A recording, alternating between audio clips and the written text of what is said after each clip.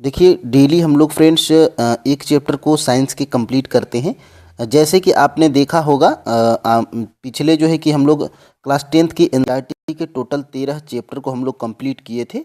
और ख़ास बात ये है फ्रेंड्स कि हम लोग डेली एक चैप्टर करते हैं और उस चैप्टर से जितने भी प्रश्न आपके टीआरई के एग्ज़ाम में पूछे गए होते हैं, सबसे पहले हम लोग उनको भी प्रूफ के साथ में देखते हैं। देखिए फ्रेंड्स, जब हम लोग प्रूफ के साथ में प्रश्नों को देखते हैं कि हाँ, जिस चैप्टर को हम लोग पढ़ रहे हैं उस चैप्टर से प्रश्न पूछे गए हैं, तो फ्रेंड्स हमारा जो है कि कॉन्फिडेंस लेवल भी ऊपर जाता है और हमें पढ़ने की जो है कि और भी इच्छा होती है। तो यहाँ पर देखिएगा, ये 146 नंबर का प्रश्न जो है कि आपको दिख रहा होगा, निम्नलिखित में से कौन सा भौतिक परिवर्तन नहीं है।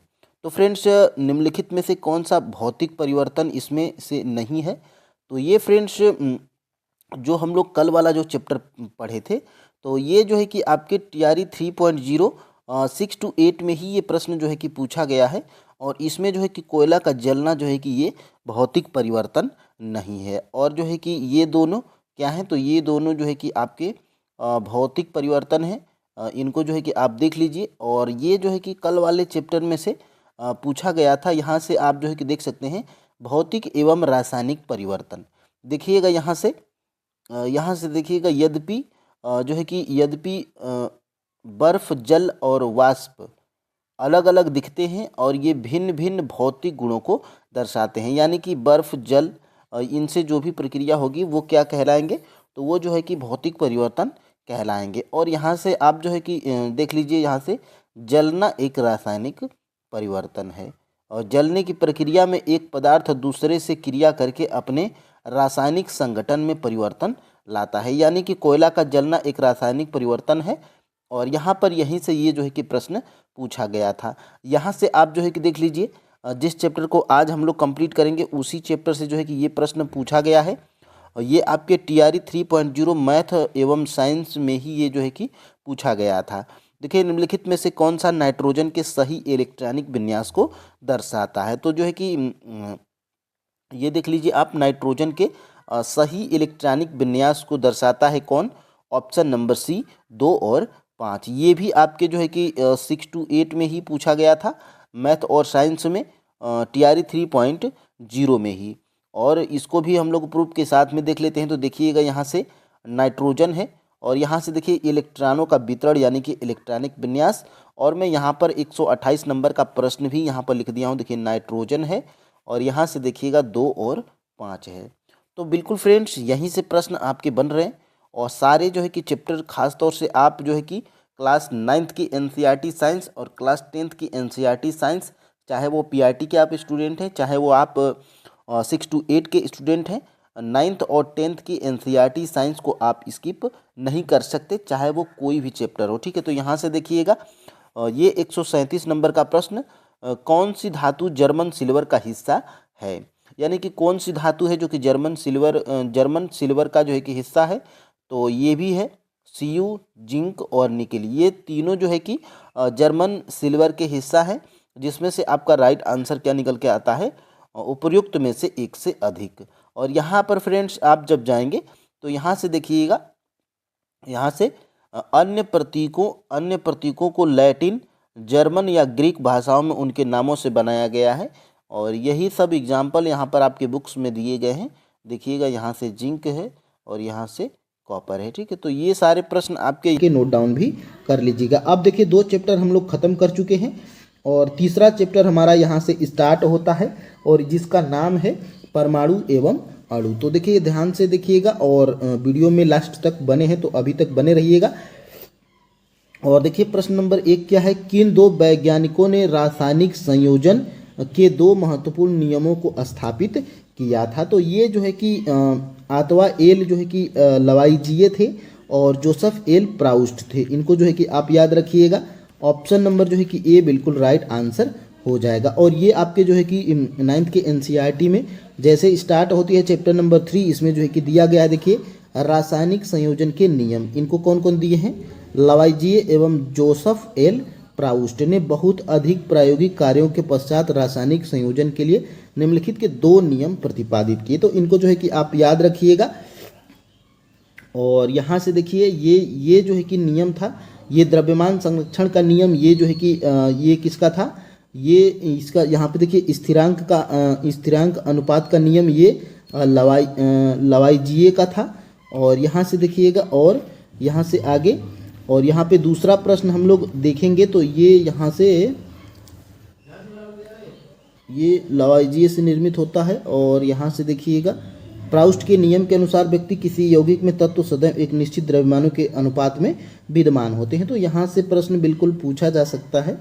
और यहाँ से देखिएगा बिल्कुल यौगिक जल में हाइड्रोजन एवं ऑक्सीजन के द्रव्यमान का अनुपात सदैव एक संबंधी 8 होता है। ठीक है, चाहे जल का स्रोत कोई भी हो। इसी प्रकार 9 ग्राम जल का अपघटन करें तो सदैव 1 ग्राम हाइड्रोजन तथा 8 ग्राम ऑक्सीजन ही प्राप्त होता है। तो ये जो है कि आप याद रखिएगा।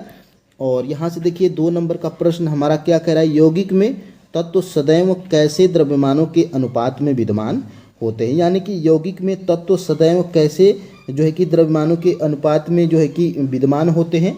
तो यहाँ पर जो है कि आपका ऑप्शन नंबर ए बिल्कुल राइट आंसर हो जाएगा। ठीक है, और ये देखिए आपके जो है कि एनसीईआरटी में भी दिया गया है, भिन्न भिन्न तत्वों के परमाणु एक निश्चित अनुपात में परस्पर जुड़कर यौगिकों के अणु निर्मित करते हैं। तो यहाँ से प्रश्न आपका जो है कि बना था।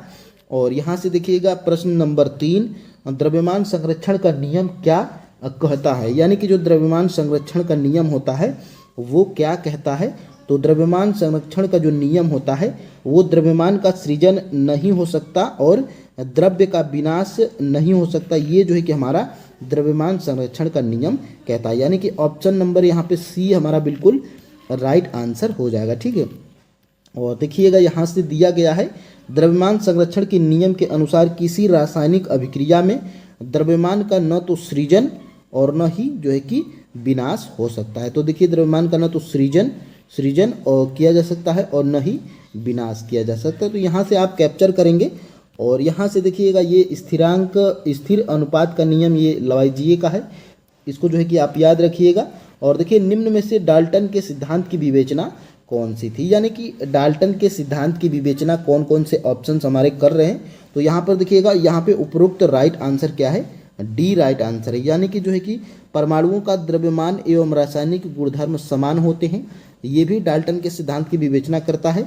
और यौगिकों के परमाणु की सापेक्ष संख्या निश्चित होती है, ये भी विवेचना कर रहा है। और परमाणु न तो सृजित होते हैं और न ही विनाश होते हैं। तो ये जो है कि उपयुक्त जो है कि राइट आंसर क्या है, सभी। ठीक है, तो option number D right answer है। ठीक है, अब देखिएगा आगे यहाँ से डाल्टन के परमाणु सिद्धांत के अनुसार यहाँ पे देखिएगा परमाणु द्रव्यमान एवं रासायनिक गुणधर्म समान होते हैं। और यहाँ से किसी भी यौगिक में परमाणुओं की सापेक्ष संख्या एवं प्रकार निश्चित होते हैं। तो यहाँ से ये डाल्टन का यहाँ पे आप जो है कि देख पा रहे होंगे, यहाँ से जो है कि डाल्टन के विवेचना निम्न प्रकार कर सकते हैं। तो ये डाल्टन के परमाणु सिद्धांत के अनुसार सभी द्रव्य चाहे तत्व यौगिक मिश्रण हो तो सूक्ष्म कणों के बने होते हैं जिनमें परमाणु कहते हैं। डाल्टन के सिद्धांत की विवेचना निम्न प्रकार से, तो ये डाल्टन के जो है कि ये विवेचना कर सकते हैं डाल्टन के नियम की। यहाँ पे एक नोट डाउन करिएगा, 2 और 3 और 4। ठीक है, तो ये सारी पॉइंटें हैं। और यहाँ से 4, 5 और 6 भी दिया गया। ठीक है, तो इनको भी नोट डाउन कर लीजिएगा। और परमाणु त्रिज्या को नैनोमीटर में मापा जाता है। और यहाँ पे जो है कि आप देख सकते हैं 1 नैनोमीटर बराबर 10⁻⁹ मीटर होता है। ठीक है, तो और 1 मीटर बराबर 10⁹ नैनोमीटर होता है। तो ये जो है कि आप याद रखिएगा। और परमाणु त्रिज्या को किस में मापा जाता है, तो नैनोमीटर में मापा जाता है, आपने ऊपर जो है कि देखा था। और 5 का जो है कि ऑप्शन नंबर जो है कि ए बिल्कुल राइट आंसर हो जाएगा। ठीक है, और देखिएगा यहाँ से परमाणु की यहाँ पे देखिए परमाणु त्रिज्या को नैनोमीटर में मापा जाता है। तो यहाँ से जो है कि आपका आंसर मिल गया होगा। और फ्रेंड्स देखिए मैं उन्हीं चीज़ों को जो है कि पढ़ा रहा हूँ जो आपके एनसीईआरटी में दी गई हैं। वैसे तो पढ़ाने के लिए बहुत कुछ है, जिसको जब हम लोग एक्स्ट्रा जो है कि एमसीक्यूज करेंगे इन चैप्टर से संबंधित तो और भी आपको एमसीक्यूज लगातार मिलते रहेंगे। लेकिन ये जो आपके जो एनसीईआरटी में दिया गया है हम लोग सिर्फ उसी पे बात कर रहे हैं। ठीक है, और देखिएगा डाल्टन का परमाणु सिद्धांत किन नियमों पर जो है कि आधारित था, तो ये जो है कि रासायनिक संयोजन पर आधारित था डाल्टन का परमाणु सिद्धांत। तो ऑप्शन नंबर यहाँ पे बी बिल्कुल राइट आंसर है। यहाँ पे डाल्टन का परमाणु सिद्धांत का जो नियम था वो रासायनिक संयोजन पर आधारित था। ठीक है, और देखिएगा आगे यहाँ पर देखेंगे डाल्टन के यहाँ पे आप जो है कि देख पा रहे होंगे, यहाँ पे ये डाल्टन का नियम है और इनकी विवेचना है। और यहाँ पे जो है कि फ्रेंड्स आपको जो है कि दिख रहा होगा, रासायनिक अभिक्रिया में न तो सृजित होते हैं और न ही उनका विनाश होता है। तो यही पूछा गया था आपके प्रश्न में, इनको जो है कि आप याद रखिएगा। और देखेंगे फ्रेंड्स आगे, IUPAC का पूर्ण नाम क्या है। आपने IUPAC का जो है कि नाम सुना होगा, जिसका जो है कि इसमें जो है कि फुल फॉर्म पूछा जा रहा है, और ये आपके NCERT में भी दिया गया है। 9th के NCERT विज्ञान चैप्टर नंबर 3 में ये IUPAC का पूर्ण रूप जो है कि दिया गया है, जो आपके एग्जाम में देखिएगा ये मोस्ट इंपॉर्टेंट है, ठीक, क्योंकि अगली बार ये जरूर पूछा जा सकता है TRE 1 में, PRT में, या तो 6 to 8 में, या तो आपके 9 to 10th में, या TGT या PGT में जरूर पूछा जाएगा, ठीक है। और यहाँ पे देखिएगा क्वेश्चन नंबर 7 का जो है कि राइट आंसर क्या है, ऑप्शन नंबर बी, यानी कि IUPAC का पूर्ण रूप क्या है, international union of pure and applied chemistry. इसको जो है कि आप याद रखिएगा, ऑप्शन नंबर बी को। IUPAC का पूर्ण रूप है, ऑप्शन नंबर बी में दिया गया है, international union of pure and applied chemistry, ठीक है।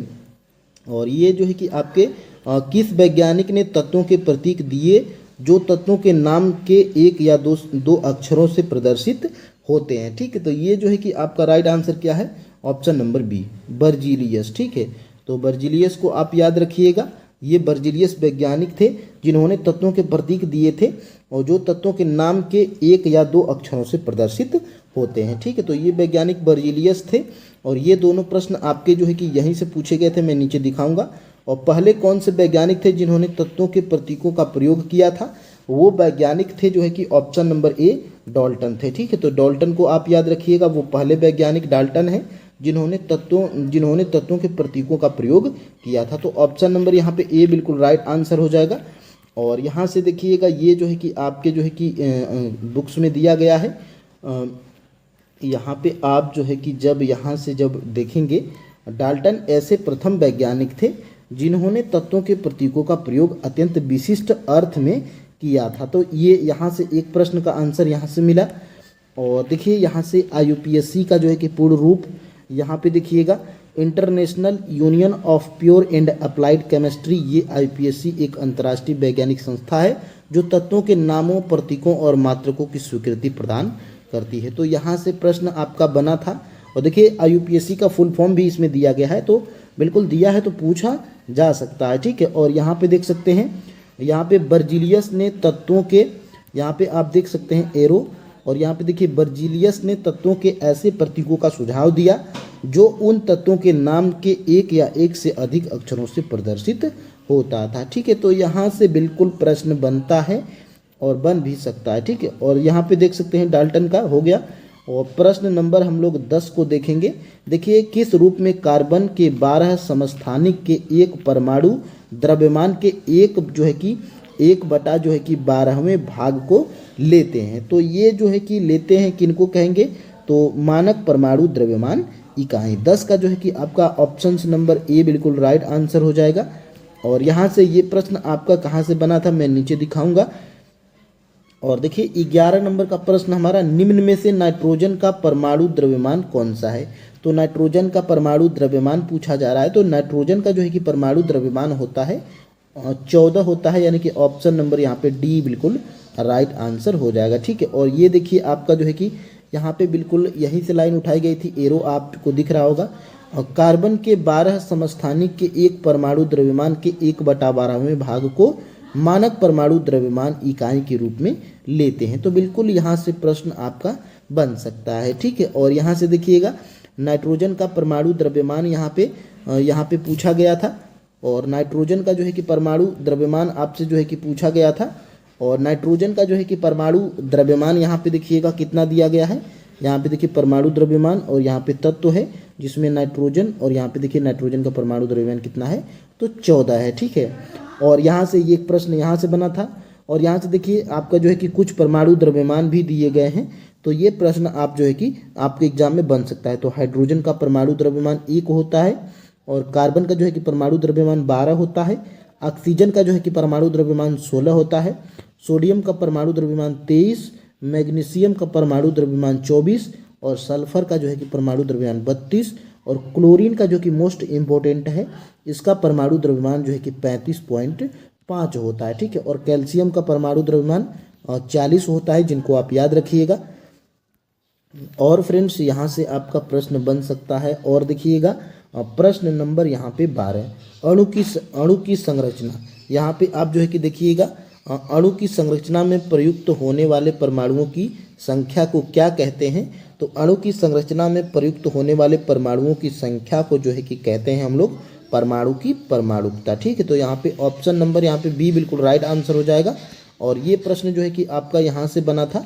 यहाँ पे जो है कि आप जो है कि देख पा रहे होंगे, यहाँ पे आप जो है कि देख पा रहे होंगे संरचना में प्रयुक्त होने वाले परमाणुओं की संख्या को उस अणु की परमाणुकता कहते हैं। तो यहाँ से एरो यहाँ पे दिख रही होगी, और मेन चीज़ों को मैं जो कि हाईलाइट भी किया हूँ, तो ये जो है कि आप यहाँ पे देख पा रहे होंगे, ठीक है। और यहाँ से देखिएगा, यहाँ पे ये आप जो कि देखिए, यहाँ से आपको 2 प्रश्न बन सकता है। यहाँ से आप जो है कि देखिएगा, यहाँ पे अधातु और ये धातु है, ठीक है। तो धातु में देखिएगा सोडियम, आयरन, एल्यूमिनियम और कॉपर, ये क्या है, धातु है। और argon, helium, oxygen, hydrogen, nitrogen, chlorine, phosphorus और सल्फर, ये क्या है, अधातु हैं। तो देखिएगा आर्गन क्या होता है, आर्गन की परमाणुकता क्या होती है, तो 1 परमाणुकता होती है। हीलियम की 1 परमाणुकता होती है। ऑक्सीजन की द्विपरमाणुकता होती है। और हाइड्रोजन की द्विपरमाणुकता, नाइट्रोजन की द्विपरमाणुकता, क्लोरीन की भी द्विपरमाणुकता, और फास्फोरस की देखिएगा चतुष्परमाणुकता होती है, यानी कि 4 होती है परमाणुकता। और सल्फर की देखिए बहुपरमाणुकता होती है। और सोडियम का देखिए 1 परमाणुकता होती है। और आयरन की भी 1 परमाणुकता, और एल्युमिनियम की 1 परमाणुकता, और कॉपर की भी 1 परमाणुकता होती है। तो यहाँ पे प्रश्न आपका नीचे मैं बनाया भी हूँ, और यहाँ से जो है कि आप देख पा रहे होंगे भिन्न भिन्न तत्वों के परमाणु एक निश्चित अनुपात में परस्पर जुड़कर यौगिकों के अणु निर्मित करते हैं। किसी अणु की जो है कि यहाँ पे ये प्रश्न आपका जो है कि बना था। और 2 या 2 से अधिक परमाणुओं के समूह जो रासायनिक बंध द्वारा जुड़े होते हैं, उसे क्या कहते हैं।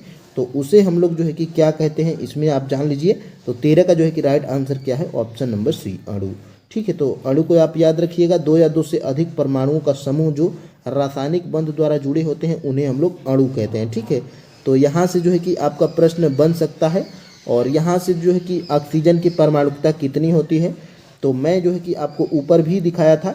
और चूँकि ऑक्सीजन की परमाणुकता कितनी होती है, जो है कि परमाणुकता यहाँ पर होती है, द्विपरमाणुकता होती है। ऑप्शन नंबर यहाँ पे ए बिल्कुल राइट आंसर हो जाएगा। और यहाँ पे देखिएगा, यहाँ पे 2 या 2 से परमाणुओं का समूह जो आपस में रासायनिक बंध द्वारा जुड़े होते हैं, वे परस्पर आकर्षण बल के द्वारा कसकर जुड़े होते हैं। ये जो है कि देखिए आपकी जो है कि अणु की परिभाषा है।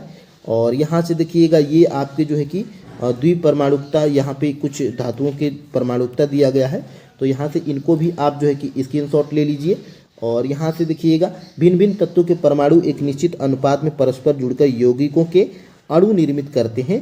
वीडियो ज़्यादा लंबी नहीं होगी, आप जो है कि वीडियो में लास्ट तक बने रहिएगा।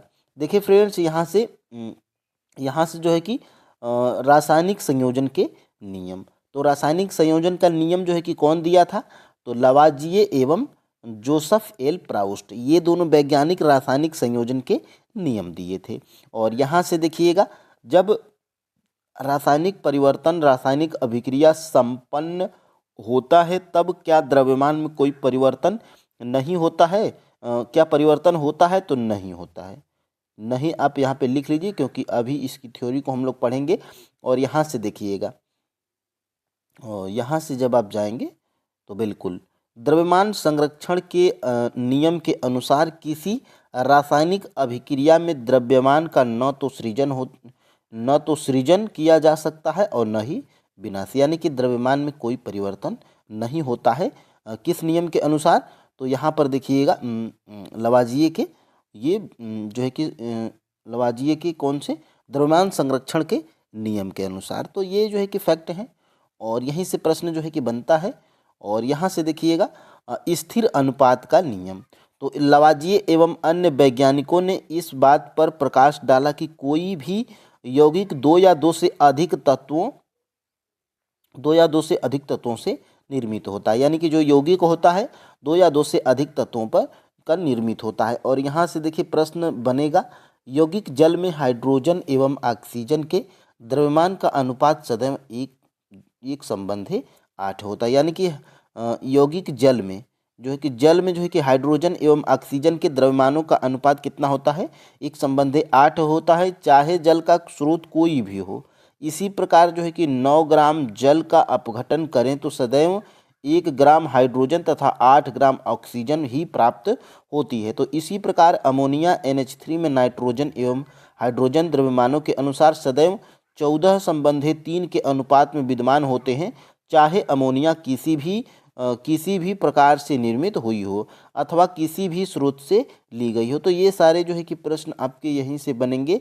और देखिएगा, उपरोक्त उदाहरण स्थिर अनुपात के नियम के व्याख्या करते हैं। यानी कि ये सभी नियम जो ऊपर जो है कि दिए गए थे, यानी कि ये NH3 और जो है कि जल के हाइड्रोजन एवं ऑक्सीजन द्रव्यमानों का अनुपात एक संबंध है 8, ये सभी जो है कि उदाहरण जो कि आपके अनुपात के नियम के व्याख्या को करते हैं, स्थिर अनुपात के नियम की व्याख्या करते हैं। देखिएगा यहाँ से प्राउस्ट ने इस नियम को इस प्रकार व्यक्त किया था, किसी भी यौगिक में तत्व सदैव एक निश्चित द्रव्यमानों के अनुपात में विद्यमान होते हैं।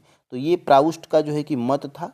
क्या मत था, यहाँ पर आप जो है कि देख लीजिए, प्राउस्ट ने इस नियम को इस प्रकार से व्यक्त किया था कि क्या था कि किसी भी यौगिक में तत्व सदैव एक निश्चित द्रव्यमान के अनुपात में विद्यमान होते हैं। तो यहाँ से देखिएगा प्रश्न बनेगा, और यहाँ से मैं कुछ हाईलाइट किया हूँ। सन जो है कि 1808 में इन्होंने अपने परमाणु सिद्धांत का प्रस्तुत किया, जो द्रव्यों के अध्ययन के लिए एक महत्वपूर्ण साबित हुआ। तो कौन थे, तो ये जो है कि आपके जॉन डाल्टन वैज्ञानिक थे। और जो है कि एक इंग्लैंड, ये जो है कि इनका जन्म 1766 में इंग्लैंड में एक गरीब जुलाहा परिवार में हुआ था। तो ये भी जो है कि अगर आपके NCERT में दिया गया है तो बिल्कुल यहाँ से प्रश्न बन सकता है, इसमें कोई दो राय नहीं है। और ख़ास तौर से BPSC का तो हम भरोसा ही नहीं कर सकते, कुछ भी पूछ देता है, ठीक है। और यहाँ से देखिएगा, डाल्टन के परमाणु सिद्धांत के अनुसार सभी द्रव्य चाहे यौगिक या मिश्रण हो, सूक्ष्म कणों से बने होते हैं, जिन्हें परमाणु कहते हैं। और डाल्टन के सिद्धांत की विवेचना निम्न प्रकार से कर सकते हैं। तो यहाँ से भी आपका प्रश्न बन सकता है। और ये सारी जो है कि PDF आपको टेलीग्राम चैनल पे मिलेगी, वहाँ से जो है कि आप ज्वाइन कर लीजिएगा। और यहाँ से ये जो है कि डाल्टन के सिद्धांत की विवेचना करता है। तो ये आप जो है कि पूरा इतना जो है कि आप स्क्रीनशॉट ले लीजिए, नहीं तो PDF आपको टेलीग्राम चैनल पे मिल जाएगा। उसकी टेंशन लेने की आपको ज़रूरत नहीं है। देखिए, परमाणु कितने बड़े होते हैं, तो परमाणु बहुत ही छोटे होते हैं। ये किसी भी वस्तु जिसकी हम कल्पना नहीं कर सकते। ये देखिए, आपको जो है कि ये कैप्चर करना है, बाकी बातों पे ध्यान नहीं देना है। देखिए, परमाणु त्रिज्या को नैनोमीटर यानी कि NM में मापा जाता है। यानी कि 10 पे जब माइनस कितना होगा, 9 होगा, तो 1 NM होता है, ठीक है। तो जो है कि खास तौर से आपको ये याद रखना है कि परमाणु त्रिज्या को नैनोमीटर में मापा जाता है। तो यहाँ से ये है। और ये जो है कि इनके सापेक्ष हाइड्रोजन परमाणु का जो है कि त्रिज्या, और जल के अणु की त्रिज्या दी गई है, हीमोग्लोबिन के अणु की त्रिज्या दी गई है, रेत के कण की त्रिज्या दी गई है, चींटी की त्रिज्या दी गई है, और सेब की त्रिज्या दी गई है। तो यहाँ से ये आपके जो है कि अगर NCERT में दिए गए हैं तो यहाँ से प्रश्न आपके बन सकते हैं। और यहाँ से देखिएगा, यहाँ से विभिन्न तत्वों के परमाणुओं के आधुनिक प्रतीक क्या है। तो यहाँ से देखिएगा, और डाल्टन ऐसे प्रथम वैज्ञानिक थे जिन्होंने तत्वों के प्रतीकों का प्रयोग अत्यंत विशिष्ट अर्थ में किया था। तो आपको उस पर ध्यान नहीं देना है, ये प्रतीक यहाँ पे नहीं पूछे जाते हैं।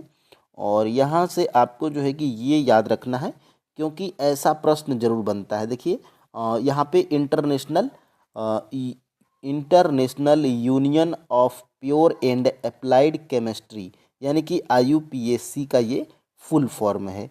एक अंतर्राष्ट्रीय वैज्ञानिक संस्था है जो तत्वों के नाम और प्रतीकों और मात्रों को स्वीकृति प्रदान करती है। तो यहाँ से IUPAC का फुल फॉर्म आप जो है कि नोट डाउन कर लीजिएगा और आराम से उसको अपने माइंड में रखिएगा। देखिए, international union of pure and applied chemistry, ये IUPAC का फुल फॉर्म है। और शायद ये पूछा भी जा सकता है। देखिएगा, यहाँ से अधिकतर तत्वों के प्रतीकों को स्वीकृति प्रदान करती है। अधिकतर तत्वों के प्रतीक उन तत्वों के अंग्रेजी नामों में 1 या 2 अक्षरों से बने होते हैं। किसी प्रतीक के पहले अक्षर को सदैव बड़े अक्षर, यानी कि इसका कहना ये है कि जैसे लिखना होगा यहाँ पे जैसे कॉपर लिखना होगा, जैसे कॉपर लिखना होगा तो सी और इसको यू ऐसे नहीं लिखेंगे, यानी कि पहला अक्षर कैपिटल होगा और दूसरा अक्षर जो है कि स्मॉल होगा। यानी कि ये हमारा जो है कि कहने का मतलब है और इस बुक का भी यही कहने का मतलब है। और यहाँ से देखिएगा कार्बन 12 समस्थानिक के एक परमाणु द्रव्यमान के 1/12वें भाग को मानक परमाणु द्रव्यमान इकाई के रूप में लेते हैं। तो यहाँ से प्रश्न बन सकता है और ये जो है कि आपके कुछ तत्वों के परमाणु द्रव्यमान दिए गए हैं। और देखिए एनसीईआरटी में जो मुख्य तत्व होते हैं उन्हीं के बारे में यहाँ पर दिया गया है। देखिए हाइड्रोजन का परमाणु द्रव्यमान 1 होता है, कार्बन का 12 होता है, नाइट्रोजन का 14 होता है, ऑक्सीजन का यहाँ पर 16 हो जाता है, सोडियम का 23 हो जाता है, मैग्नीशियम का 24, सल्फर का 32 और क्लोरीन का मोस्ट इम्पोर्टेंट फ्रेंड्स यहाँ पे 35.5 होता है और कैल्शियम का यहाँ पे 40 होता है। तो ये आपके एनसीईआरटी में दिया गया है, तो यहाँ से प्रश्न बन सकता है, ठीक है। और यहाँ से देखिए अणु किसे कहेंगे, तो अणु यहाँ पर देखिए ये मैं क्वेश्चन नंबर 13 इसलिए लिखा हूँ क्योंकि मैं जैसे ही ये चैप्टर ख़त्म होगा मैं एमसीक्यूज बनाया हूँ, तो ये जो है कि आपका मैं चैप्टर नंबर 13 यहाँ से बनाया हूँ। तो यही सारे जो है कि फैक्ट हैं। और यहाँ से देखिएगा साधारणतया अणु ऐसे 2 या 2 से अधिक परमाणुओं का समूह होता है जो आपस में रासायनिक बंध द्वारा जुड़े होते हैं अथवा वे परस्पर आकर्षण बल के द्वारा कसकर जुड़े होते हैं। तो यहाँ से प्रश्न बनेगा और यहाँ से तत्वों के अणु। और देखिएगा यहाँ से किसी अणु की यहाँ पर देखिएगा किसी अणु की संरचना में प्रयुक्त होने वाले परमाणुओं की संख्या को उस अणु की परमाणुकता कहते हैं। तो अणु की परमाणुकता किसे कहते हैं, तो अणु की परमाणुकता जो है कि किसी संरचना में प्रयुक्त होने वाले परमाणुओं की संख्या को उस अणु की परमाणुकता कहते हैं। और यहाँ से कुछ तत्वों की परमाणुकता भी दी गई है। और देखिए फ्रेंड्स जो एनसीईआरटी में दिया गया है वही आपके लिए इम्पोर्टेंट है, ठीक है। और आपको ये इस पे ध्यान नहीं देना है कि जितने तत्व हैं सभी के हम द्विपरमाणुकता मतलब परमाणुकता ज्ञात करने लग जाएं, तो ये जो है कि पॉसिबल नहीं है। यहाँ से देखिएगा ये क्या है, तो ये जितनी दी गई हैं ये आपकी अधातुएं हैं और ये दी गई हैं जितनी ये आपकी धातुएं हैं। तो ये धातुएं अधातुओं का चक्कर है, इनको भी आपको ध्यान देना है। और ये देखिए जैसे मेन इसमें जैसे कि ऑक्सीजन हो गया, तो ऑक्सीजन क्या है, तो द्विपरमाणुकता है इसकी परमाणुकता, ठीक है। और हाइड्रोजन की जो है कि हाइड्रोजन भी द्विपरमाणुकता है, नाइट्रोजन भी द्विपरमाणुकता है, और क्लोरीन हो गया, फास्फोरस हो गया, सल्फर हो गया, ये जो है कि सल्फर बहुपरमाणुकता है, फास्फोरस जो है कि चतुर्परमाणुकता है, क्लोरीन जो है कि द्विपरमाणुकता है, और सोडियम आयरन एल्युमिनियम ये क्या है, ये चारों जो है कि एक परमाणुकता है। तो ये आपको जो है कि अपने जो है कि अभ्यास में भी रखना है जो एनसीईआरटी में चीज़ें दी गई हैं। और देखिएगा यौगिकों के अणु भिन्न भिन्न तत्वों के परमाणु एक निश्चित अनुपात में परस्पर जुड़कर यौगिक के अणु निर्मित करते हैं। तो यौगिक के अणु तो भिन्न भिन्न तत्वों के परमाणु एक निश्चित अनुपात में मिलकर, तो यहाँ से देखिएगा ये परमाणु द्रव्यमान आपका दिया गया है किसका, तो यहाँ पे जल का दिया गया है, जल का 1 संबंधी 8 होता है परमाणु द्रव्यमान। और अमोनिया का दिया गया है, देखिएगा अमोनिया कार्बन का दिया गया है, देखिए 14 संबंधी 3 होता है। अमोनिया का कितना होता है, 14 संबंधी 3। और कार्बन डाइऑक्साइड का कितना होता है, 3 संबंधी 8 परमाणु द्रव्यमान। तो ये इम्पोर्टेंट है और यहाँ से प्रश्न जो है कि बन सकता है। और यहाँ से जो है कि आपको सिर्फ ये याद रखना है कि प्रयुक्त परमाणुओं की संख्याओं का अनुपात, यानी कि जल की परमाणुओं का अनुपात कितना होता है, तो 2 संबंधी 1 होता है। ये जल की है इसलिए मैं बता दिया। और आयन क्या होता है, तो ये जो है कि आपको यहाँ से देखना है सरल यौगिकों के सूत्र, जो ऋण होगा वो ऋणायन होगा और जो धन होगा वो धनायन होगा, ये सिंपल है। और यहाँ से देखिएगा सरल यौगिकों के सूत्र, तो सरल यौगिकों के सूत्र में देखिएगा आणविक जो है कि यौगिकों के रासायनिक सूत्र लिखते समय हम पहले संगठक तत्वों के प्रतीक लिखकर उनकी संयोजकताएं लिखते हैं, जैसा कि निम्न उदाहरणों में दर्शाया गया है। तत्पश्चात संयोजित परमाणुओं की संयोजकता को क्रॉस करके अणुसूत्र लिखा जाता है। यानी कि अणुसूत्र कैसे लिखा जाता है, जैसे आपको जो है कि लिखना है क्या, हाइड्रोजन क्लोराइड का जो है कि अणुसूत्र लिखना है। तो कैसे लिखेंगे, तो देखिएगा, ये हाइड्रोजन है और ये क्लोराइड है। अब इसके नीचे आपको क्या लिखना है, इन दोनों की संयोजकता लिखना है। तो हाइड्रोजन की संयोजकता 1 होती है।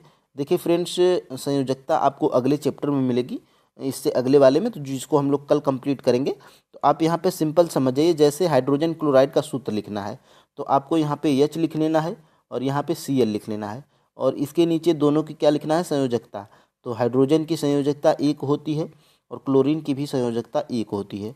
अब इसको आपको जो है कि करना क्या है, तो जो है कि आपको क्या लिखना है, तो क्रॉस करके, तो क्रॉस करके लिख लीजिए यहाँ पर। तो H का भी 1 हो गया, यानी कि H, और यहाँ पे Cl हो गया, तो HCl। तो क्रॉस करके लिखते हैं यहाँ पर, आपको जो है कि समझ में आ गया होगा। और यहाँ से देखिए, हाइड्रोजन सल्फाइड के सूत्र को कैसे लिखा जाएगा, तो ये देखिए, हाइड्रोजन की जो है कि संयोजकता 1 है और सल्फाइड की जो है कि, सल्फर की जो है कि कितनी है, तो सल्फर की यहाँ पर संयोजकता 2 होती है और इनको क्रॉस कर दिया गया है। तो देखिए H2 और S हो गया है। यहाँ पर देखिएगा, कार्बन टेट्रा क्लोराइड के बारे में अगर लिखना होगा, इसकी जो है कि इसका जो है कि सूत्र लिखना होगा, तो देखिए, कार्बन की जो है कि कितनी होती है संयोजकता, तो 4 होती है और क्लोरीन की 1 होती है। तो C और Cl 4 हो जाएगा। तो क्रॉस मेथड कर देना है। सबसे पहले दोनों का जो है कि प्रतीक चिन्ह लिख लेना है और उन दोनों के नीचे उन दोनों की संयोजकता लिख के क्रॉस मेथड से गुणा कर देना है। तो ये है आपके प्रश्न हैं। और फ्रेंड्स, यहाँ से ये चैप्टर ख़त्म होता है।